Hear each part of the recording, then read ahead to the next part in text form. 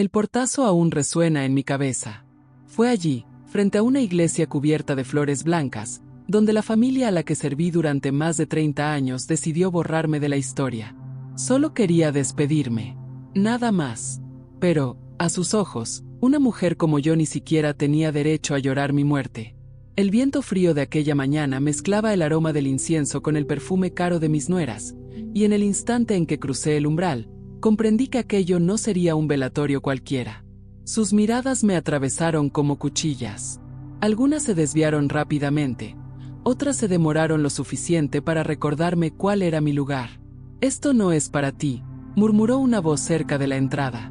Y, sin siquiera levantar la vista, lo comprendí. El rechazo tiene un sonido, un ritmo, un silencio particular, y ese día, impregnaba cada rincón de la capilla. El ataúd estaba en el centro, rodeado de coronas de flores e hipocresía. El hombre que yacía dentro me enseñó lo que era el respeto. Fue él quien me dio problemas cuando nadie más creía en mí. Fue él quien dijo que yo era parte de la familia. Y ahora, esa misma familia me trataba como a una intrusa, como una mancha en una escena que querían que fuera perfecta. Hubo un momento en que pensé en volver a casa, fingiendo que no había oído nada. Pero algo dentro de mí se negó a ceder. Sabía que ese día escondía algo más. Un secreto, una verdad que nadie quería que saliera a la luz. La hija mayor se acercó. Sus tacones resonaron con fuerza en el suelo, marcando el ritmo de la humillación. «Te has equivocado de sitio», dijo, con una sonrisa demasiado educada para ocultar el veneno. Y cuando todos se volvieron hacia mí, esperando que me encogiera, simplemente respiré hondo. El miedo y la vergüenza se mezclaban, pero también había una extraña calma. La misma calma que precede a la lluvia. Porque, en el fondo, lo sabía. Ese día no terminaría como ellos imaginaban. El murmullo de voces se extendía por la iglesia, un zumbido de curiosidad disimulada. Vi las expresiones, cejas alzadas, risas ahogadas, susurros que intentaban ser discretos. Y me pregunté, ¿por qué tanta prisa por irse? ¿Qué miedo es este que hace que una familia niegue incluso la presencia de alguien que solo trajo cariño? El ataúd parecía más pesado que nunca. La luz de las velas parpadeaba, como si también ella vacilara entre el respeto y la verdad. Cada llama reflejaba una figura distinta en las paredes, sombras que danzaban al ritmo de la tensión. Aquel no era un lugar de despedida. Era un campo de batalla librado en silencio. Fue en ese instante cuando oí que la puerta se abría a mis espaldas. Pasos firmes. Una voz grave que me llamaba por mi nombre. El murmullo cesó. Y el escalofrío que antes me había recorrido la espalda dio paso a algo completamente distinto, la sensación de que el destino estaba a punto de cambiar de rumbo. Quienes me miraban con desdén jamás imaginaron que este sería el principio del fin de las mentiras. Porque lo escrito, ni el orgullo más arrogante puede borrarlo. Y el nombre que intentaron silenciar estaba a punto de resonar con fuerza. Mi nombre. Cuando aquella voz pronunció mi nombre, sentí que el tiempo se detenía. Era como si todo el aire se hubiera esfumado de la capilla. Las conversaciones cesaron, e incluso las velas parecieron congeladas en su llama. El abogado se acercó lentamente, con un maletín oscuro en las manos, y en ese movimiento silencioso comprendí que algo trascendental estaba a punto de suceder.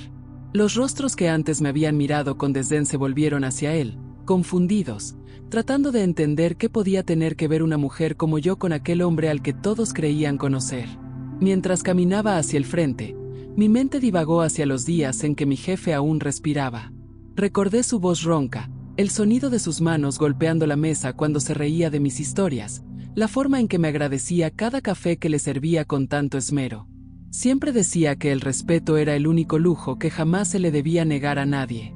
Y fue precisamente ese respeto lo que me hizo permanecer a su lado hasta su último aliento, cuando la casa ya estaba vacía de niños y llena de silencio. Pero no todos lo veían así. Para la familia, yo solo era una sombra conveniente, una presencia útil, pero demasiado incómoda para ser reconocida. La mujer negra que conocía los secretos de la casa, pero que debía conformarse con la invisibilidad. Y en ese velorio, esa invisibilidad se convirtió en un uniforme que insistieron en que volviera a usar. Los vi susurrar entre ellos, ajustándose los cuellos de las camisas y las expresiones, como si intentaran borrar mi existencia de la vista de los demás. El abogado se aclaró la garganta. El sonido resonó como un trueno en la habitación silenciosa. Abrió su maletín, sacó unos papeles y comenzó a hablar. Y yo, allí de pie, sentí que mi corazón latía con una mezcla de miedo y alivio. Porque algo me decía que aquel hombre, incluso después de muerto, aún tenía una última palabra que decir. La gente intercambiaba miradas confusas. La hija mayor me dirigió miradas de ira disimulada, mientras los nietos intentaban comprender lo que sucedía. Sentía cómo crecía la inquietud en el ambiente, una inquietud que ya no me pertenecía.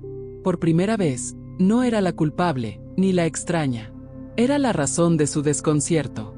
El abogado volvió a mencionar mi nombre, esta vez con claridad, y las palabras que siguieron sonaron como una sentencia sin respuesta. No entendía todos los términos legales, pero capté la idea principal. Aquel hombre me había dejado algo. Y no era poca cosa. Se oyó un murmullo. Un sonido colectivo de incredulidad. La nuera que me había echado antes se adelantó, intentando interrumpir, pero el abogado se mantuvo firme, leyendo cada línea, cada palabra, con una calma que hirió su orgullo más que cualquier grito. Sentí vibrar el suelo bajo mis pies. Era como si, tras tantos años de silencio, la vida por fin me devolviera la voz. Fue extraño, porque en medio de esa confusión, no sentí venganza. Sentí justicia. Sentí como el peso de los años se desvanecía lentamente de mis hombros. Y quizás por eso tantas personas eligen permanecer aquí, presenciando cada revelación, porque saben lo que es cargar con el peso de lo invisible y de repente, ser vistas. El abogado terminó de leer. Su nombre, el mío y la firma en el papel. Todo oficial. Todo indiscutible. Pero lo que vino después, las miradas, los susurros, el intento desesperado por negar lo inevitable, fue el verdadero comienzo de lo que estaba por venir. Sabía que el testamento no era solo un documento. Era el espejo que revelaría quiénes eran realmente. Y la imagen que verían, estaba segura, no sería nada bonita. El silencio tras la lectura fue más ensordecedor que cualquier grito. Se oía la respiración agitada, el discreto crujido de los bancos de madera, el chasquido inquieto de los dedos de la hija mayor, que intentaba mantener la compostura. Era un silencio cargado de odio y vergüenza. Me quedé de pie, inmóvil, con las manos entrelazadas, observando cada expresión, cada cambio de color en los rostros que antes me habían ignorado. La mirada del abogado se cruzó con la mía un instante, y en ella había una especie de respeto silencioso, el mismo respeto que el anciano siempre me había mostrado en vida. La hija mayor fue la primera en romper el hechizo. «Esto es absurdo», gritó, y su voz resonó en las paredes como un trueno fuera de lugar. Esa mujer debió de manipularlo. Mi padre no sabía lo que hacía. Sus palabras me hirieron profundamente, pero no reaccioné. No porque no dolieran, sino porque sabía que no eran nuevas. Eran simplemente el eco de todas las pequeñas humillaciones que se habían repetido a lo largo de los años. La mirada de recelo cuando servía la cena, el tono cortante cuando pedía un día libre, las conversaciones que se interrumpían cuando entraba en la habitación. La diferencia ahora era que nada de eso podía cambiar lo que ya estaba escrito. Los demás comenzaron a levantarse. Uno de los hijos agarró al abogado del brazo, exigiendo explicaciones. La nuera, aún pálida, se abanicaba con el programa del funeral, como si el aire se hubiera vuelto denso de repente.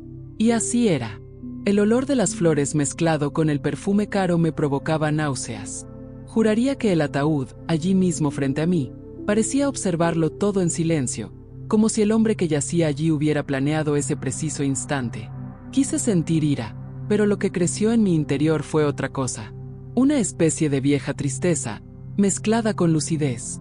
Porque, en el fondo, sabía que no era el dinero, ni la herencia, lo que realmente les dolía. Era el hecho de que su padre hubiera reconocido en mí algo que ellos nunca habían podido ofrecer: lealtad. No soportaban verla en otros. Era como un espejo que los obligaba a confrontar su propia ingratitud. Afuera, el cielo comenzaba a cambiar de color. Las densas nubes parecían anunciar lluvia, y el viento hacía ondear las velas en manos de la gente. La escena tenía algo simbólico, como si la naturaleza misma supiera que era el fin de una era, no solo para ellos, sino también para mí. El abogado pidió silencio y confirmó lo que todos temían. El testamento era legítimo, fechado, firmado e inscrito. No cabía impugnación alguna. Sus palabras resonaron como golpes de martillo sobre piedra.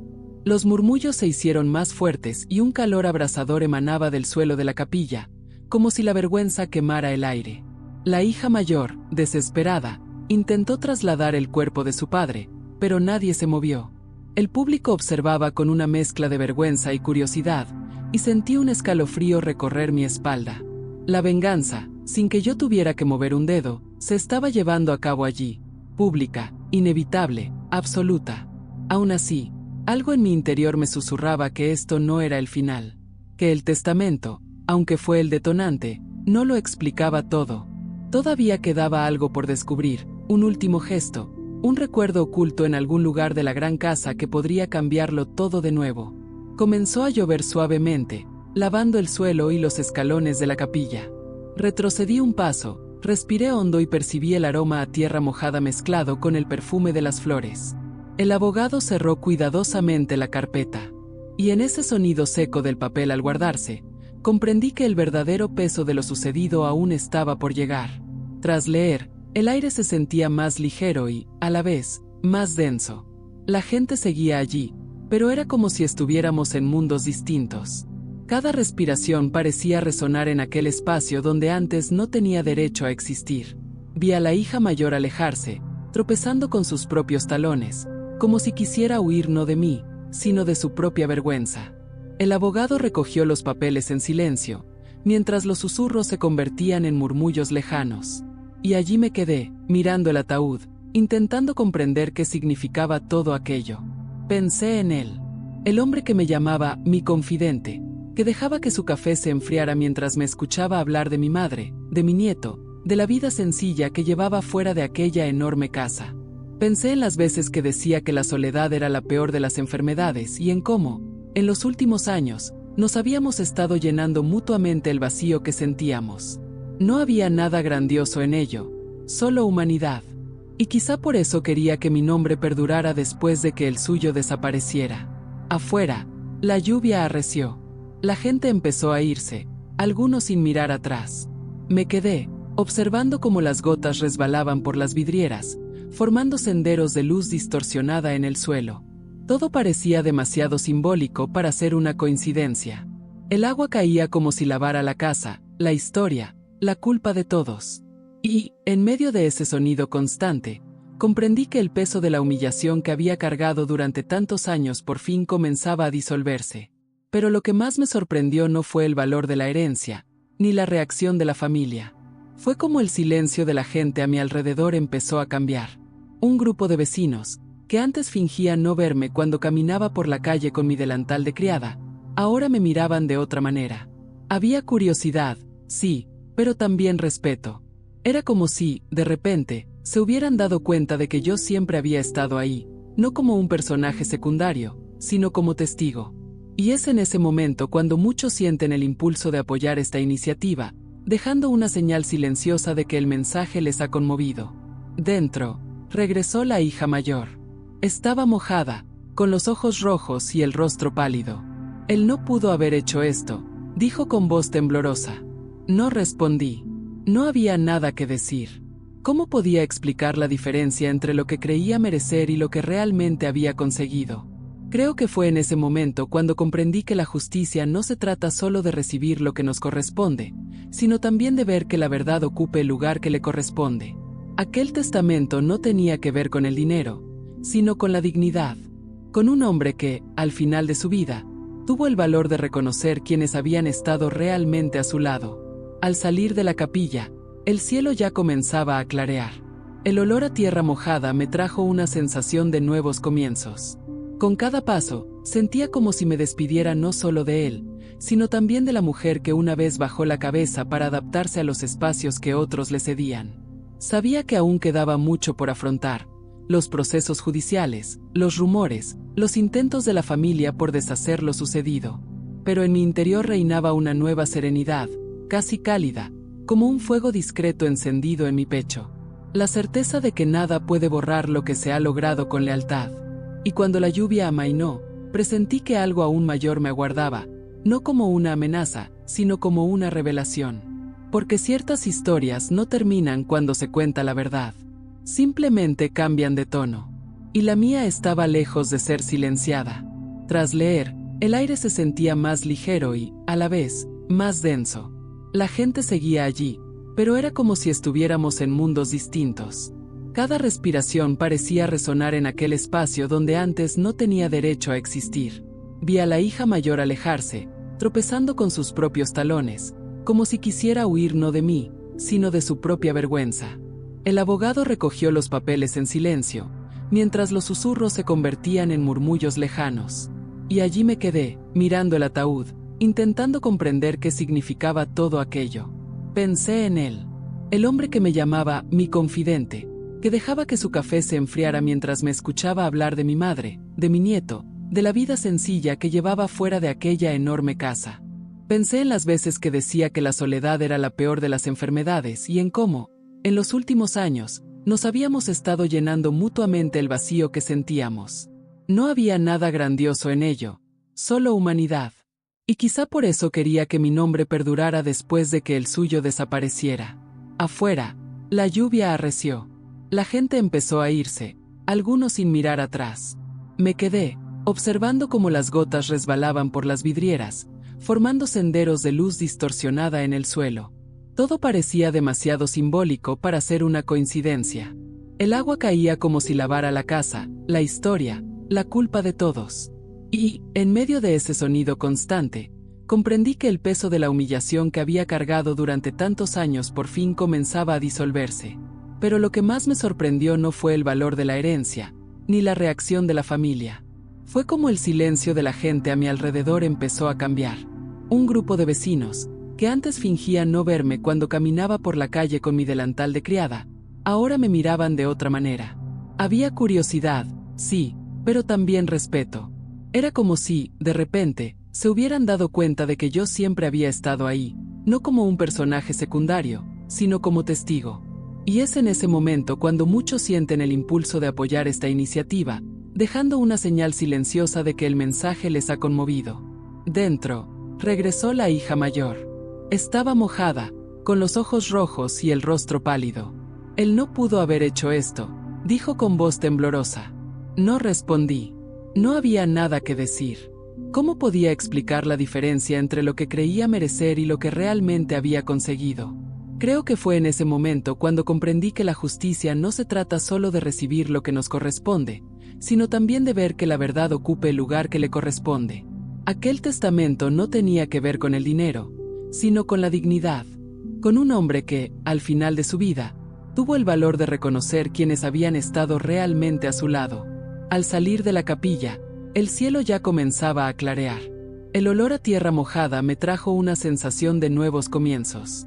Con cada paso, sentía como si me despidiera no solo de él, sino también de la mujer que una vez bajó la cabeza para adaptarse a los espacios que otros le cedían. Sabía que aún quedaba mucho por afrontar, los procesos judiciales, los rumores, los intentos de la familia por deshacer lo sucedido.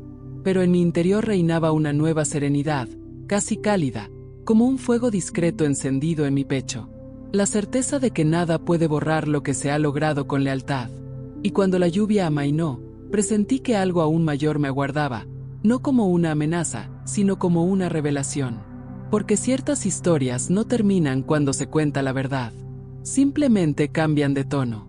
Y la mía estaba lejos de ser silenciada. Los días posteriores al velatorio fueron como caminar sobre cristales rotos. Por fuera todo parecía tranquilo, pero un paso en falso bastó para que la herida volviera a abrirse. La noticia se extendió más rápido de lo que imaginaba. En cada esquina, había alguien dispuesto a comentar el testamento, a repetir mi nombre con asombro, a inventar nuevas versiones de lo que había ocurrido entre el difunto y yo.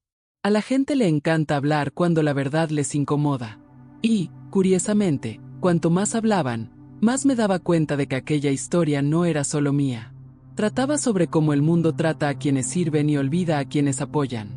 Seguí viviendo en la casita al fondo de la antigua propiedad, la que él me había dejado oficialmente. Y cada vez que cruzaba el jardín, sentía el viento agitando las cortinas de la casa principal, ahora cerrada y silenciosa. Era como si la casa respirara recuerdos. El sonido de sus pasos aún parecía resonar en los pasillos. El olor de su puro, el crujido de las páginas del periódico al pasarlas, su risa ahogada cuando le decía que era terco. Todo permanecía allí, grabado en las paredes. Y yo, sola, entre las flores que yo misma había plantado, intentaba comprender qué venía después de la justicia. Hubo momentos de luz y otros de sombra. A veces, me sentaba en el porche con una taza de café y observaba cómo el cielo cambiaba de color, sintiendo el alivio de por fin ser vista. Otras veces, la duda me atormentaba. ¿Tenía derecho a aceptar ese regalo? ¿De verdad imaginaba la magnitud de la tormenta que dejaría tras de sí? La herencia me liberó, pero también me aisló. Fue una victoria que llegó acompañada de soledad. Sus hijas no se rindieron fácilmente. Intentaron apelar, impugnar, inventar historias para hacerme quedar como una manipuladora. Recibí miradas furtivas en la calle, notas anónimas, incluso amenazas veladas. Pero nada de eso se comparaba con el peso de los años en que me hicieron creer que no era nadie. Sabía cómo resistir el desprecio. Lo que dolía ahora era el silencio.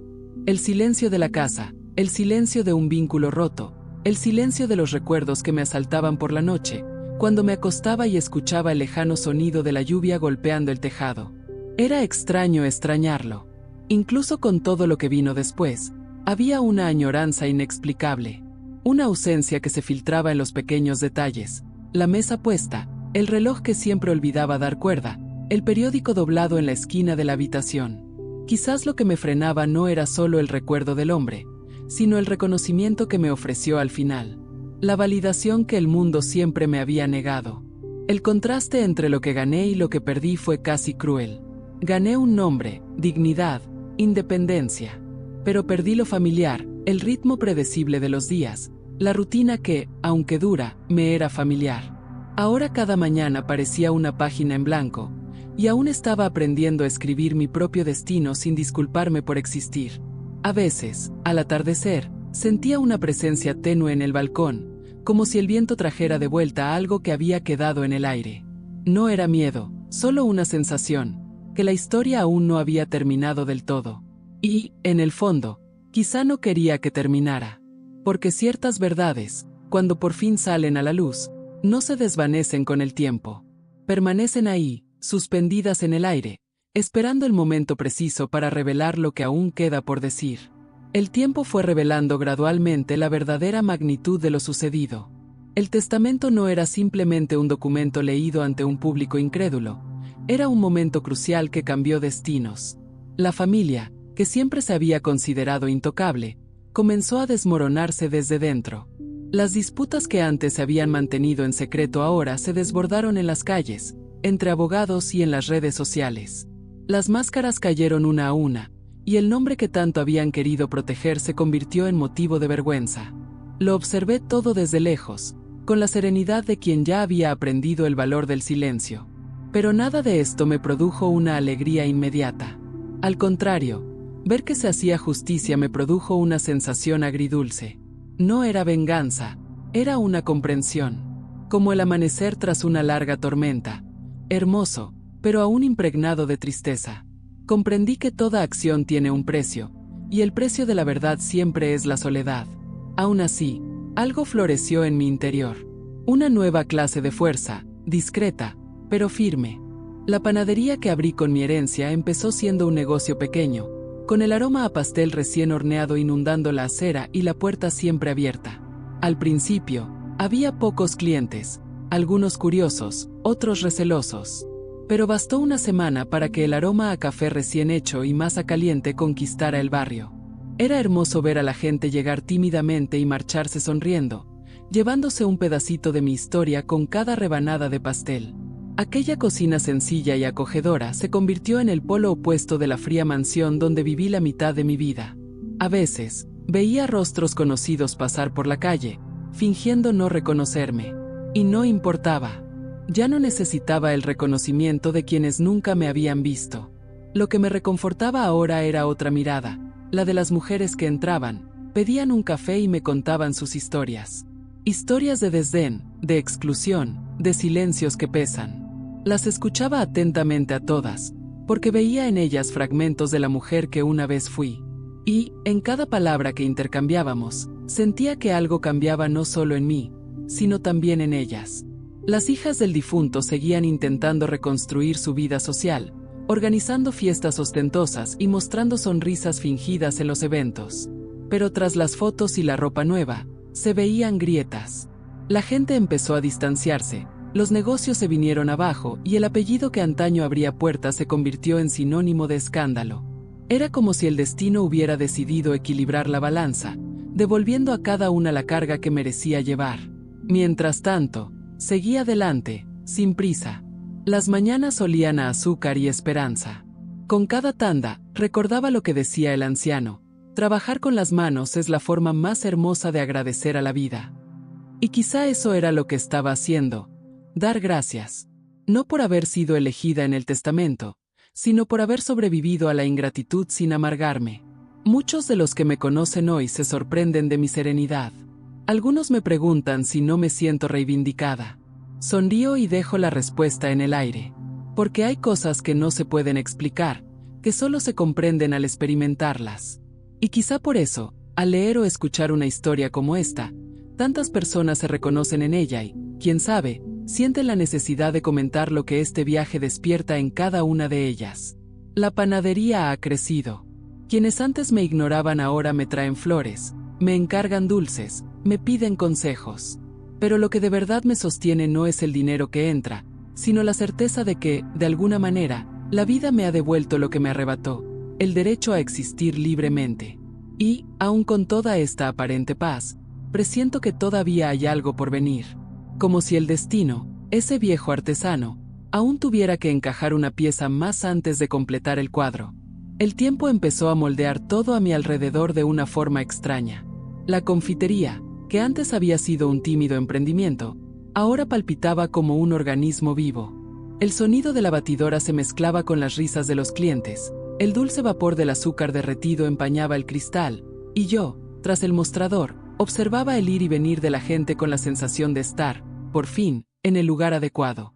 Pero incluso en medio de esa nueva rutina, algo en mí permanecía inquieto, una parte silenciosa que aún observaba el pasado desde lejos, como quien vela una herida que se resiste a cicatrizar del todo. A veces la vida me parecía demasiado generosa, y lo sospechaba. Había días en que todo fluía con una armonía casi absurda. El café estaba perfectamente hecho, las flores del escaparate florecían con el sol, los niños corrían entre las mesas como si ese espacio les perteneciera. Y entonces, de repente, una sombra se colaba. Una carta sin remitente. Una mirada que se demoraba demasiado en la calle. La premonición de que la tranquilidad, como el azúcar, podía disolverse con un simple toque de agua caliente. Fue en una de esas tardes, cuando el sol doraba los tejados del barrio, que su hija menor apareció en la puerta. Tenía la misma mirada arrogante, pero ahora mezclada con algo nuevo: miedo. Pidió algún dulce, solo para disimularlo, pero le temblaban las manos al sostener la servilleta. No habló de herencia, ni de testamento. Habló del vacío, de la soledad que se cernía sobre la gran casa, del silencio que ahora pesaba más que mi presencia antes. Y, en ese momento, comprendí que su castigo no vendría de mí, sino del eco mismo de las decisiones que habían tomado. La conversación fue breve, pero me marcó, porque, por primera vez, vi en ella algo más allá de la arrogancia. Vi la fragilidad de alguien que, durante toda su vida, había confundido el privilegio con el amor. Se marchó sin mirar atrás, y el eco de sus tacones sobre el asfalto quedó grabado en mi memoria, como el final de un capítulo que aún no sé si quiero releer. Esa noche, me senté sola en una mesa de la panadería, impregnada del aroma a pan recién horneado. Afuera, el viento agitaba el toldo y las farolas se reflejaban en los charcos que había dejado la lluvia. Sentía una extraña calma, como si cada pequeño gesto, limpiar el mostrador, doblar los manteles, apagar las luces, fuera un silencioso rito de gratitud. Pero también había algo que no podía definir. La sensación de que el ciclo aún no se había cerrado del todo, de que el nombre que una vez se pronunció en voz alta durante el velatorio aún tenía un peso que no comprendía del todo. En los días siguientes, comenzaron a llegar mensajes, invitaciones y propuestas. Querían convertir mi historia en un ejemplo, en noticia, en un símbolo. Les agradecí, pero me negué, porque lo que viví no fue un espectáculo. Fue supervivencia. Fue la suma de silencios, humillaciones y decisiones que nadie vio. Y lo que logré no fue gloria, sino paz. Aún así, era innegable. Algo había cambiado. No solo en cómo me veían, sino también en cómo yo veía el mundo. Una noche, mientras cerraba las puertas de la panadería, el lejano sonido de un trueno me detuvo. Miré al cielo oscuro y sentí el mismo escalofrío que sentí el día del velorio. Fue una premonición, una mezcla de miedo e intuición. Porque a veces la vida parece repetirse en ciclos, como una melodía que regresa con notas diferentes. Y supe, en lo más profundo de mi ser, que un nuevo capítulo estaba a punto de escribirse, aunque aún no sabía qué papel me depararía el destino esta vez. Los días que siguieron a aquella visita me dejaron intranquilo. Era como si el pasado hubiera encontrado una nueva forma de entrar por mi puerta, ahora disfrazado de arrepentimiento. Su presencia, aunque breve, sacudió todo lo que creía resuelto. Por las noches, me sorprendía repasando cada detalle de la conversación, la mirada perdida, el tono dubitativo, las manos temblorosas que intentaban ocultar un dolor quizá más antiguo que el propio orgullo. Había algo en la voz de aquella mujer que me hizo comprender. Nadie sale ileso cuando elige herir a alguien que solo deseaba vivir en paz. La panadería seguía llena, y el sonido de las risas de los clientes aún me reconfortaba, pero su recuerdo me perseguía como una sombra tenue. A veces, mientras espolvoreaba azúcar sobre los pasteles, veía el reflejo de mi propia vida en ese polvo blanco. Dulce, sí, pero demasiado ligero, a punto de desmoronarse con la primera brisa. Porque, en el fondo, sabía que todo lo que había logrado aún podía tambalearse. Bastaría un gesto, un recuerdo, una visita inesperada. El barrio también parecía distinto. La gente me miraba con una mezcla de respeto y curiosidad. Algunos me llamaban ejemplo, otros me observaban desde lejos, como si mi vida fuera una advertencia. Incluso sin quererlo, me había convertido en un símbolo, no de herencia, sino de resistencia silenciosa. La mujer que una vez fue expulsada del velorio ahora veía su historia contada en admirables susurros, pero me preguntaba si ser recordada así era realmente libertad o solo otra forma de estar atrapada. A veces, me despertaba antes del amanecer, me sentaba en el balcón y observaba cómo el cielo se iluminaba lentamente. Los colores cambiaban como si alguien los pintara a mano, pasando del gris al rosa, del rosa al dorado. Había belleza en ese proceso, pero también incertidumbre. Porque cada amanecer trae la promesa de un nuevo día, y cada promesa, incluso la más brillante, lleva consigo la sombra de lo que puede no suceder. Respiraba hondo e intentaba convencerme de que la vida, por fin, volvía a la normalidad. Aún así, una vieja e insistente voz en mi interior susurraba que nada termina realmente. Sus hijas guardaron silencio públicamente, pero las noticias seguían llegando. Demandas perdidas, propiedades vendidas a toda prisa, negocios que se derrumbaban como castillos de naipes. El pueblo es pequeño y las noticias corren como la pólvora. Pero yo no lo celebraba. De alguna manera, sentía que el destino se encargaba de lo que yo jamás podría resolver por mi cuenta. Y, paradójicamente, esto me produjo paz e inquietud a la vez. Porque hay una extraña melancolía en ver que se hace justicia sin haberla presenciado directamente.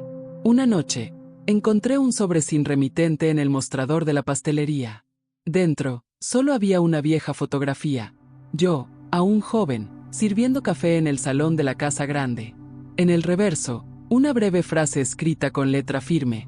Él siempre lo supo. Me quedé allí, contemplando aquella imagen que parecía congelada en el tiempo. El rostro que vi era el de una mujer cansada, pero aún esperanzada. Y la frase, aunque breve, parecía contener el peso de todo lo que aún no se había dicho. Guardé la foto en el cajón, pero su significado me acompañó durante días. Él siempre lo supo. ¿Sobre qué, exactamente? ¿Sobre la injusticia? ¿Sobre la soledad? ¿Sobre un amor que, tal vez, nunca podría nombrarse? Esa pregunta resonaba en mi mente como el lejano sonido de una campana que nunca deja de sonar. Y fue en ese silencio, lleno de preguntas, donde comprendí. Tal vez la historia no terminaría con el testamento, ni con la confitería. Tal vez aún quedaba algo oculto, algo esperando el momento oportuno para salir a la luz. Porque el pasado, por muy enterrado que esté, siempre encuentra la manera de resurgir. A la mañana siguiente de aquella fotografía, el sol parecía distinto. La luz entraba a raudales por el escaparate de la panadería con una delicadeza que hacía mucho no veía, como si el día, de algún modo, quisiera decirme que todo estaba en su sitio. Preparé el café con más calma, saboreando el aroma de los pozos mezclándose con el aire. Cada gesto parecía cargado de un nuevo significado. La vida, al fin y al cabo, tiene estas ironías. Se revela en las pequeñas cosas cuando nos cansamos de buscar respuestas en grandes esquemas. Volví a tomar la foto. La mujer que vi allí parecía otra persona. Tan diferente y, a la vez, tan yo. En ese rostro cansado, percibí la raíz de todo lo que me había convertido. Él siempre lo supo. Las palabras resonaron de nuevo, pero ahora sin peso. Quizás sabía cuánto había soportado en silencio, cuánto me había resistido incluso cuando querían borrarme del mapa. Quizás, de alguna manera, intentó repararlo con lo que pudo, un último gesto, una herencia, un reconocimiento. Y, al contemplar el retrato, sentí una oleada de paz inundarme. La panadería se fue llenando poco a poco. Las risas, el tintineo de los platos, el sonido del timbre. Y comprendí cómo la vida se renueva en lo cotidiano, cómo la alegría reside en las repeticiones del día a día, cuando el azúcar se derrite en la sartén, cuando el pan sube en el horno, cuando alguien expresa gratitud con una sonrisa. Todo aquello era lo opuesto a la gran casa. Allí, nadie necesitaba ocultar quién era para ser aceptado. De repente, me di cuenta de que no era la única a quien esa historia había transformado. La gente que conocía también estaba cambiando. Mujeres que antes habían guardado silencio ahora hablaban de su dolor, de sus nuevos comienzos, de su valentía. Hombres mayores compartían arrepentimientos que nunca habían confesado. Era como si lo que me había sucedido hubiera abierto un espacio invisible para que otros se vieran reflejados. Y, al comprender esto, entendí el verdadero significado de lo que había vivido. Nada fue en vano. El pasado no ha desaparecido, simplemente ha cambiado de forma. Está presente en las paredes de la panadería, en las historias que escucho, en mi perspectiva actual del mundo. Antes creía que la justicia era el fin. Hoy comprendo que es solo el principio. La verdadera justicia consiste en poder existir sin necesidad de pedir permiso. A veces, por la noche, cuando cierro las puertas y el olor a azúcar aún impregna el aire, imagino que sigue pasando, que observa el movimiento, el resplandor de las lámparas reflejándose en los escaparates, y sonríe en silencio. Y, si es cierto, creo que estaría orgulloso, porque, de entre todas las cosas que podría haber dejado atrás, lo más valioso era esta sensación de continuidad, como si su historia aún respirara a través de la mía. Mucha gente me pregunta qué he aprendido de todo esto. Siempre respondo lo mismo. He aprendido que el respeto no se ruega, se construye. Que el amor que nace de la dignidad es el único que no se pierde. Y que, a veces, hay que atravesar el infierno del desprecio para descubrir el poder de la propia voz. Si esta historia te conmovió, si en algún momento te sentiste identificado /diagonal con ella, deja que eso se traduzca en acción. Dale a me gusta, comenta, comparte. Porque cada palabra que se intercambia aquí mantiene viva esta corriente de fuerza y verdad que nos conecta, incluso a la distancia. Hoy, al recordar aquel día en que me echaron del velorio, me doy cuenta de que fue allí donde comencé a renacer. La mujer que inclinó la cabeza ante aquella puerta quedó atrás. La que entró después, incluso empujada, incluso humillada, fue la que descubrió el valor de su propio nombre. Y ese es el mensaje que les dejo a quienes me escuchan ahora: no acepten nada menos que respeto. El verdadero final feliz no consiste en ser aceptada, sino en ser recordada con orgullo, como alguien que eligió la dignidad incluso cuando el mundo intentó negársela.